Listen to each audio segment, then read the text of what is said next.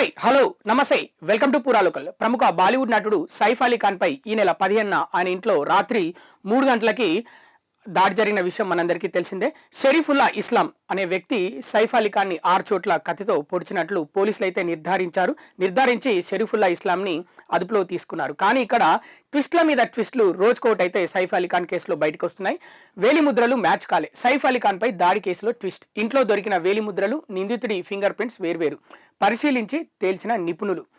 So దాదాపు 19 finger prints వేలిముద్రలు తీసుకున్నారు సైఫ్ అలీ ఖాన్ ఇంట్లో నుంచి. అవి నెగటివ్ వచ్చాయన్నమాట. రిపోర్ట్లు మ్యాచింగ్ చేస్తాయి. ఇది ఇప్పుడు పోలీసుల అదుపులో ఉన్న షరీఫుల్లా ఇస్లాం ఎవరైతే ఉన్నారో అతని ఫింగర్ ప్రింట్స్, ఆ ఫింగర్ ప్రింట్స్ అంటే చూస్తే మ్యాచింగ్ చేసి చూస్తే అంటే అది నెగటివ్ వచ్చింది రిపోర్టు.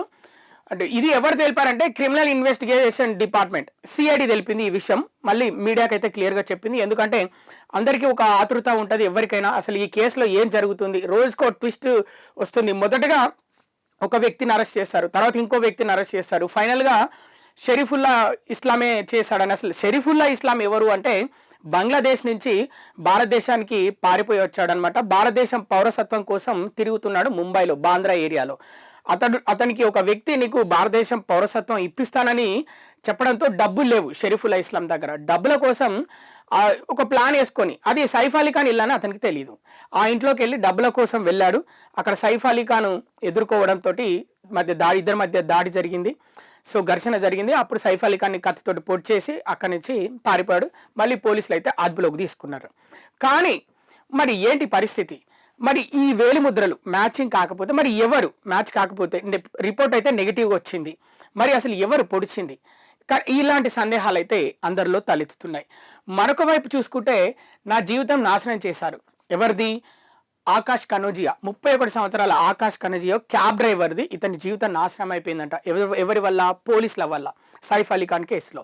ఎందుకు అంటే అతను ఒక క్యాబ్ డ్రైవర్గా పనిచేస్తాడు. ముఖ్యంగా సీసీ కెమెరాల్లో ఆ స్టెప్స్ ఎక్కుతున్నప్పుడు షరీఫుల్లా ఇస్లాం ఫేసు అతని ఫేసు ఒకేలా ఉండడంతో మొదటగా ఇతన్ని ఛత్తీస్గఢ్లో అదుపులో తీసుకున్నారు పోలీసులు. దాడి కూడా చేశారంట కొంచెం ఆ టైంలో. అదుపులో తీసుకున్నప్పుడు పోలీసులు ఇతనే అని కోపంతో ఉన్నారు కదా, తొందరలో ఎవరొకరిని పట్టుకోవాలి, ఈ కేసులో ఇన్వెస్టిగేషన్ జరుగుతుంది, ప్రభుత్వాలు సీరియస్గా ఉన్నాయి. ఎందుకంటే ముంబైలో దాడుల మీద దాడులు జరుగుతున్నాయి, మాఫియా దాడులు ఎక్కువ అయిపోయాయి. సల్మాన్ ఖాన్ని టార్గెట్ చేశారు, అలాగే ఒక ఎంపీని చంపేశారు, ఇలా ఈ విధంగా ముంబైలో.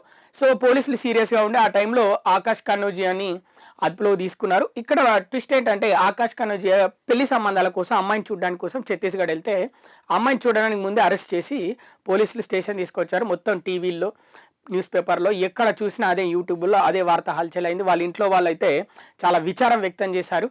అమ్మాయి ఇతన్ని చూడలేదు, పెళ్లి రద్దయిపోయింది, అంటే పెళ్లి చూపులు కూడా రద్దయిపోయాయి, అతని పెళ్లి అయిపోయింది. ముఖ్యంగా ఆకాష్ కనోజియా జాబ్ పోయింది.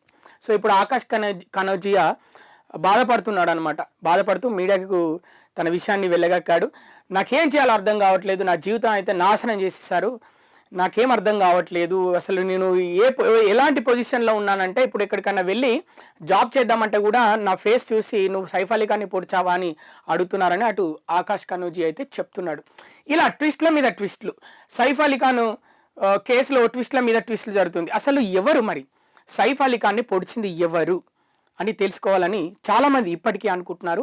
అంటే షరీఫుల్లా ఇస్లాం కాదు అని కొంతమంది అంటున్నారు, షరీఫుల్లా ఇస్లాం అని మరికొంతమంది అంటున్నారు. ఆకాష్ కనోజియా కాదని అయితే తేలిపోయింది. మరి ఎవరు పొడిచింది? ఇవి ఇప్పటి వరకు ఉన్న అప్డేట్స్. మరిన్ని అప్డేట్స్ కోసం చూస్తూనే ఉండండి పూరా local, your choice for local voice.